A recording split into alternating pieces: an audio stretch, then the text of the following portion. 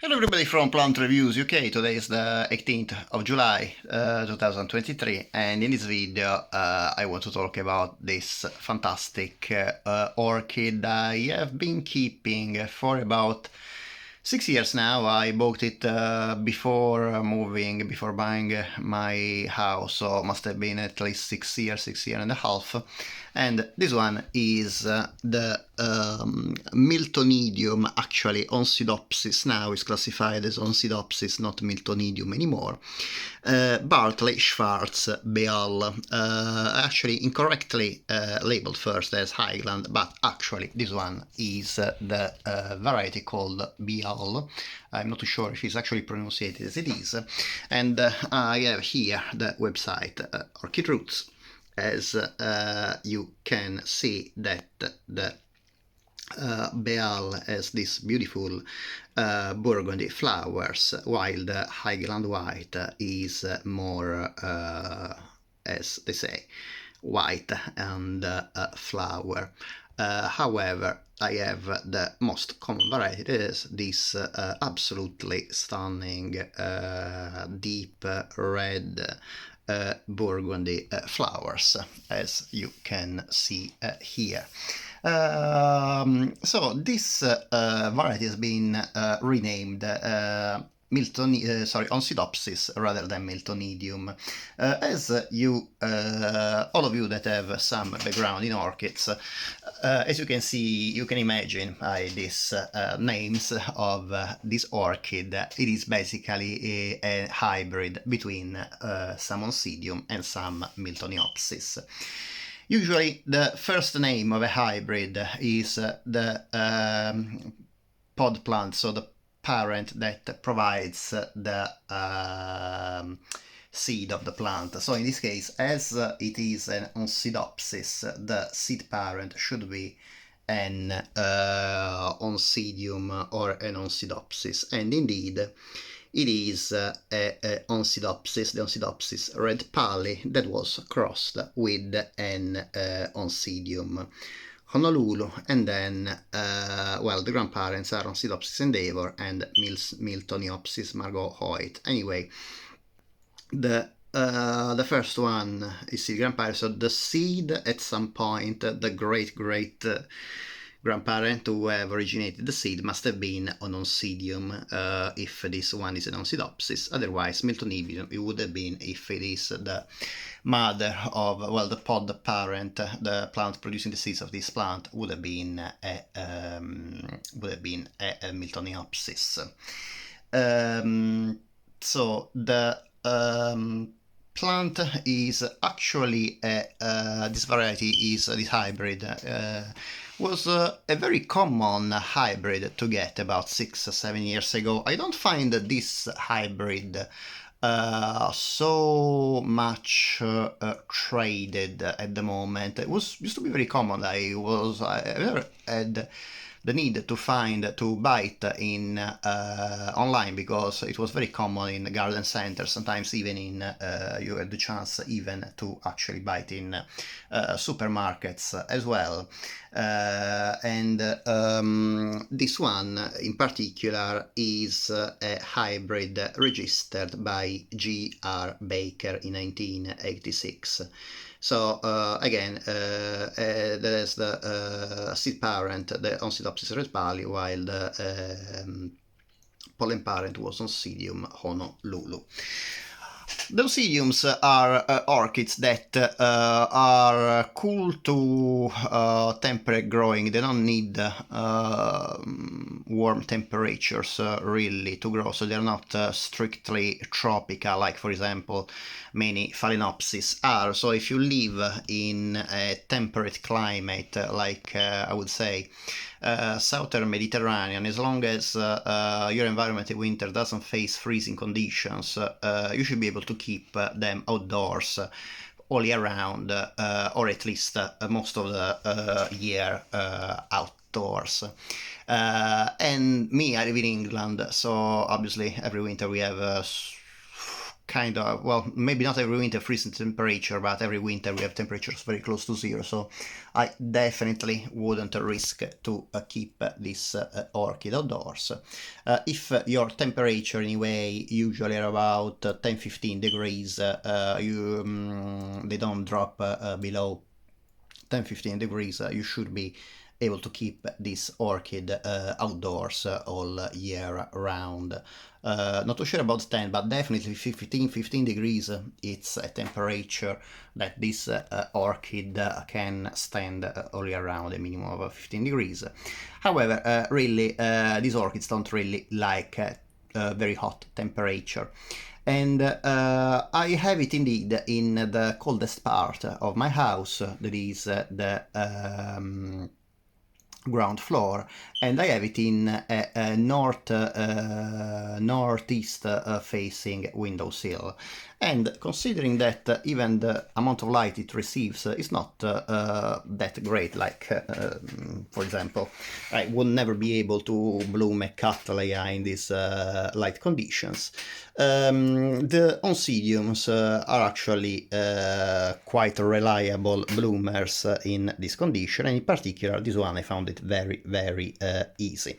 The flowers resemble kind of a small Miltoniopsis flower, with this really, really big lip, this very big labellum, and also, like many Miltoniopsis, have this beautiful pattern on the lip. And the small petals and sepals at the top also resemble very much indeed the Miltoniopsis ancestors, as you can see here. This is one of the species ancestor. You can see actually this big lip and the very short two upper petals and the three sepals, as well as in this other species ancestor, the Miltoniopsis vexillaria.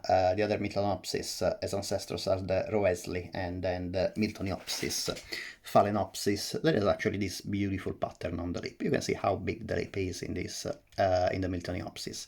Oncidiums really have a nice lip too, but not that big. And these are the Oncidiums that are the parents, sorry, the ancestors, not the direct parents of this hybrid. You can see that the lip is still quite important, but not as big as in Miltoniopsis, and the petals and sepals also, in comparison to the lip, are more similar in size. Definitely, I would say that Oncidopsis resemble in the flowers a lot more the Miltoniopsis rather than the Oncidiums.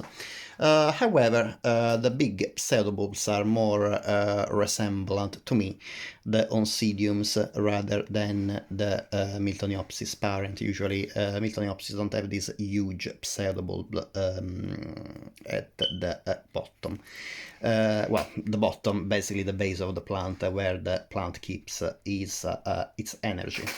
And this plant really has been growing for me very well. When I bought it was in moss, but the problem with the moss is that it gets very easily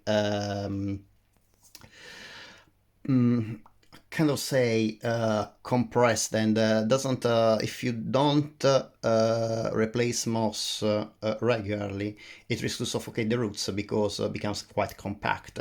So I placed it in bark first, and actually in bark was pretty well, and then I decided to go in semi-hydro, that is the medium where most of my orchids grow. And I have to say that the roots that this Oncidium developed in semi-hydro are quite impressive, really. However, with hindsight, I would probably say that maybe bark is better than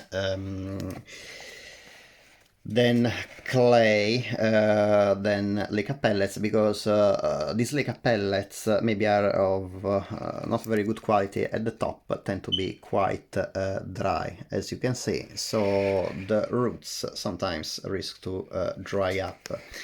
Luckily, this hybrid adapted quite well to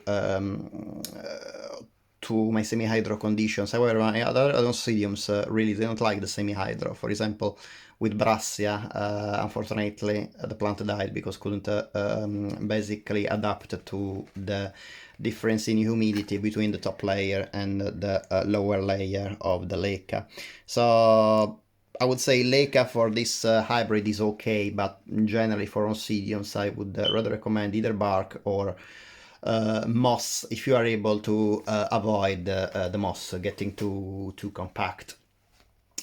Most important is when you buy hybrids of Oncidiums is to check, usually they are in moss, and check the moss conditions, because if they are too compact again, they really tend to suffocate the roots, and it's better to repot them soon.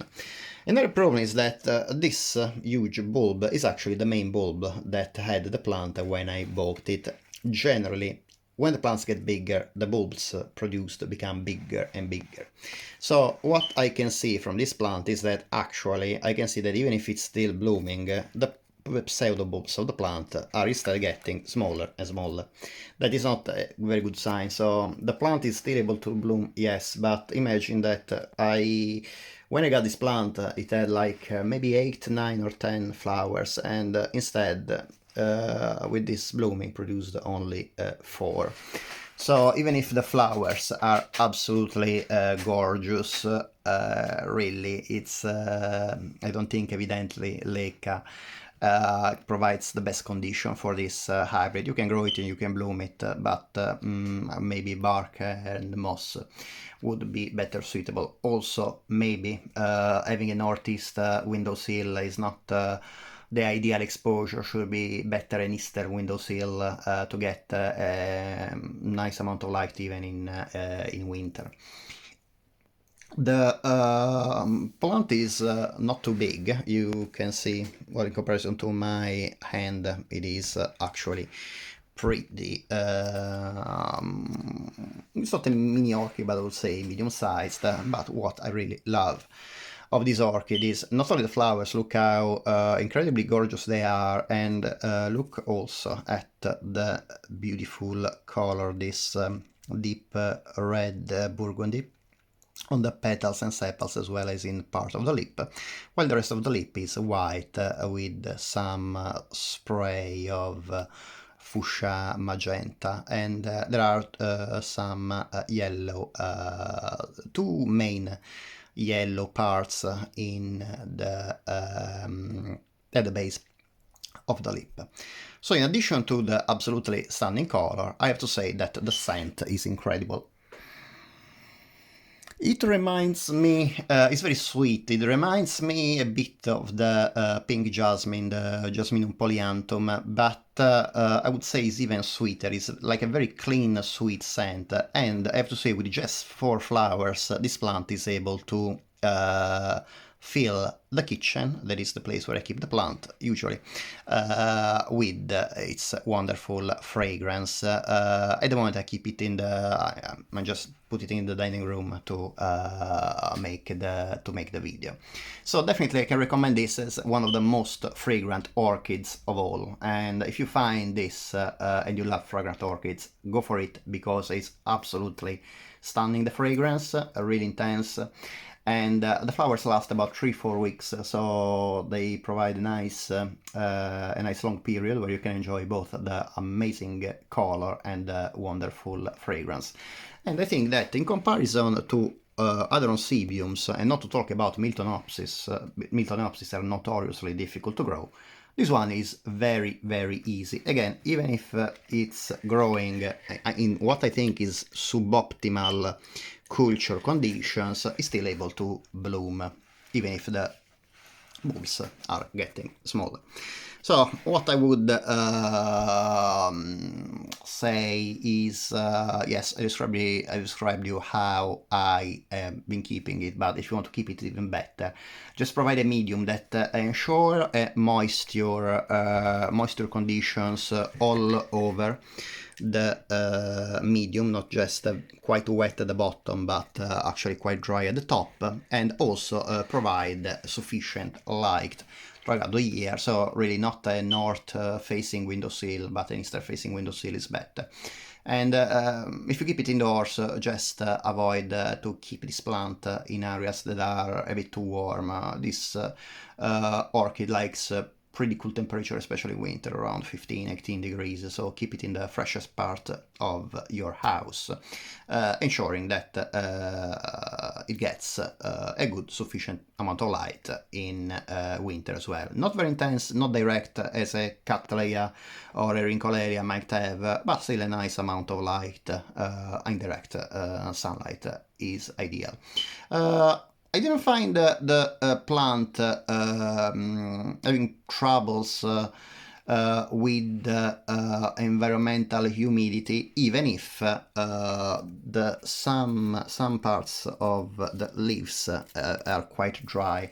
But I have to confess that sometimes I didn't keep up with the watering. The problem with the Leica is that actually if it's not moist, and the pellets becomes dry, they basically suck the humidity out of the root, so they can burn some roots, and Oncidiums usually are very delicate root. You can see how tiny they are.